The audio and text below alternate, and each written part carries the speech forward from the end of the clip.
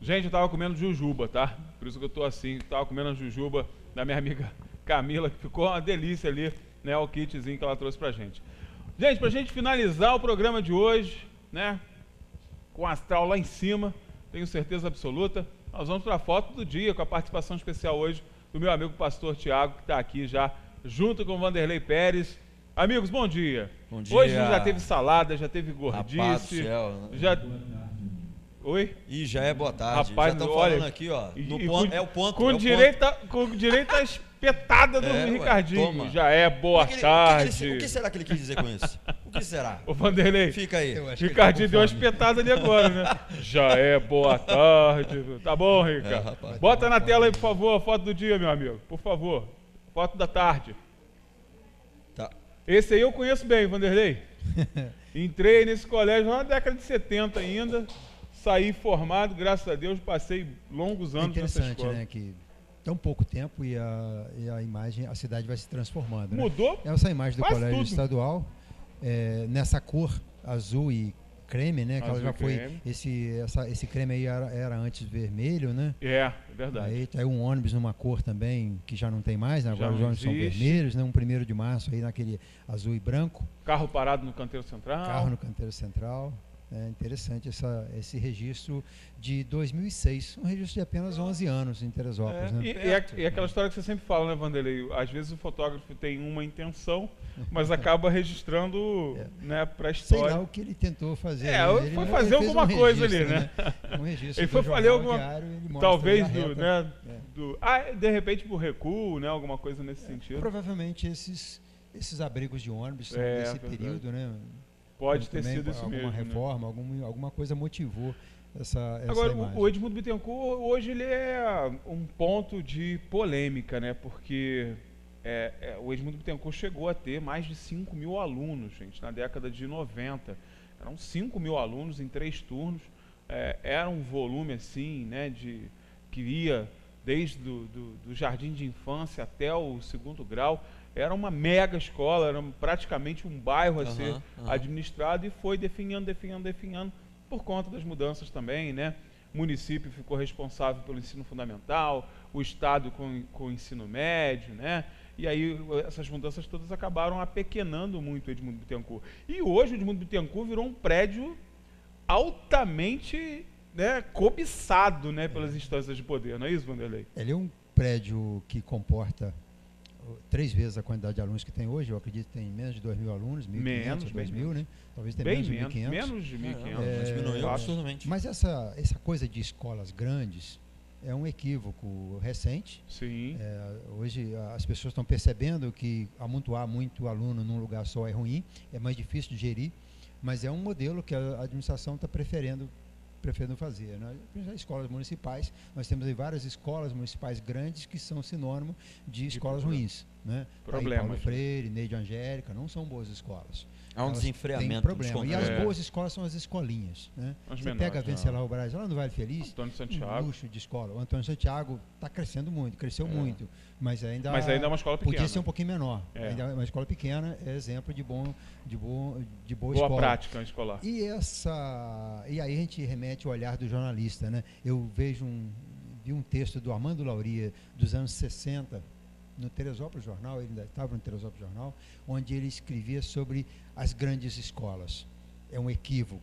Olha, tá vendo? Anos 60, né? 50 anos atrás. É uma pessoa que tem a visão da cidade. Ele achava que o ideal são as escolinhas, mais fácil de tomar conta. Claro, é onde o professor olha para o aluno e olha pela janela e vê onde mora o pai daquele aluno. Então você tem uma ligação com a sociedade. Então não é esses equívocos que se comete de fazer as grandes escolas e depois encolher as escolas, é porque não leram os pensadores da época, né? É o interesse que valeu e não o que era necessário se fazer, né?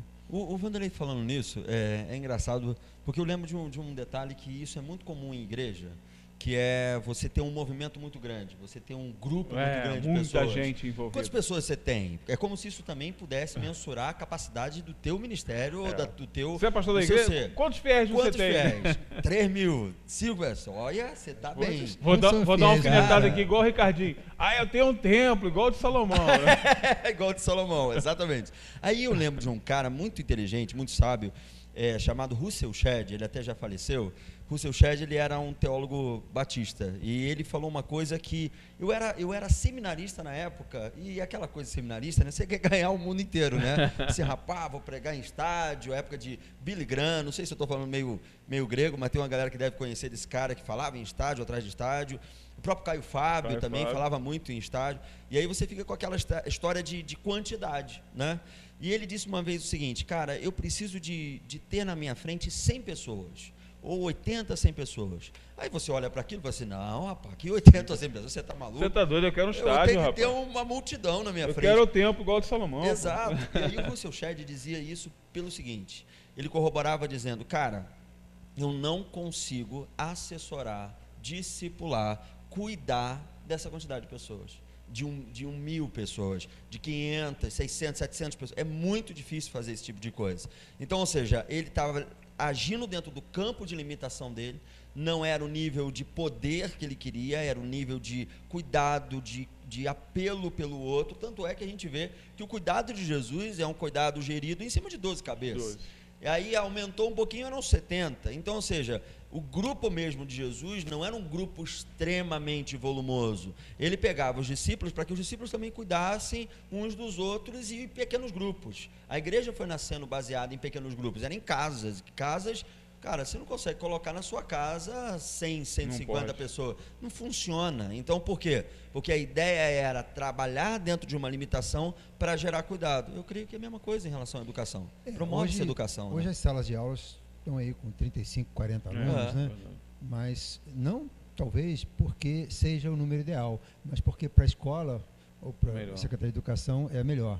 Então, ou seja, o objetivo deveria ser o melhor aprendizado, a melhor forma de falar com esses alunos, a melhor forma de controlar, né? Um envolvimento maior. Mas a qualidade é o que conta, né? A qualidade do ensino, a qualidade do público é o que vai contar. Às vezes eu falo em algumas escolas para jovens sobre a história de Teresópolis, faço palestras e eu evito grupos de mais de 30, 40 pessoas, vira balbúrdia, é difícil de controlar. Falar também para 3, 4 pessoas é complicado. Você vai desenvolver um trabalho, gasta um tempo, né, para falar para grupos pequenos, demais, não. Mas falar para mais de 30, 40 pessoas fica difícil. Quando você pretende que ela assimile um raciocínio, né, que entenda isso. Que essa mensagem seja passada, né? É verdade. E você exerce o que o Rubem Alves chama de escutatória, né? Você, com o Rubem Alves, arrebentava em educação. Ele falava muito sobre a ideia de como você pode aprender a gostar de ensinar, como você pode aprender a ouvir o outro e perceber no outro as dificuldades e ensinar e aprendendo ensinando. Aprender, né? Então, esse processo todo qualquer, seja na igreja, seja dentro de uma instituição, seja no trabalho, numa empresa, você tem que exercer escutatória, você tem que parar, ouvir, perceber. A maioria das dificuldades que diversas instituições passam é porque elas deixaram de ouvir. Se parasse para ouvir, aí vem um cara de fora e começa a falar assim: não, Vanderlei, é isso, isso e isso. E aí o cara assim: pô, mas esse cara tem o pó do pirim-pim-pim, o cara tem uma bússola mágica, esse cara tem uma lâmpada. Não, é porque o cara conseguiu exercer aquilo que você não conseguia. Exatamente. Por isso que uma das propostas é essa: ser tardio para falar, tardio para ir lá e pronto para ouvir. Você falou de um cara de fora falando alguma coisa, e a gente mostra aqui agora, tem uma das fotografias muito bonita. Legal. Um desfile, bota, né? aí. Acho isso aqui é 6 de julho? 6 de julho de 1952. Olha, 52. E é curiosa essa imagem, poderia ter a nossa foto do dia, porque soube-se agora de manhã, a prefeitura informou que não vai ter desfile de 6 de julho. Porque um secretário desse forasteiro, que auxilia o prefeito, ele informou a ele que não é bom fazer desfile não. Que vai ter manifestação. Ora, e o cara joga uma história inteira no lixo. Aí, né?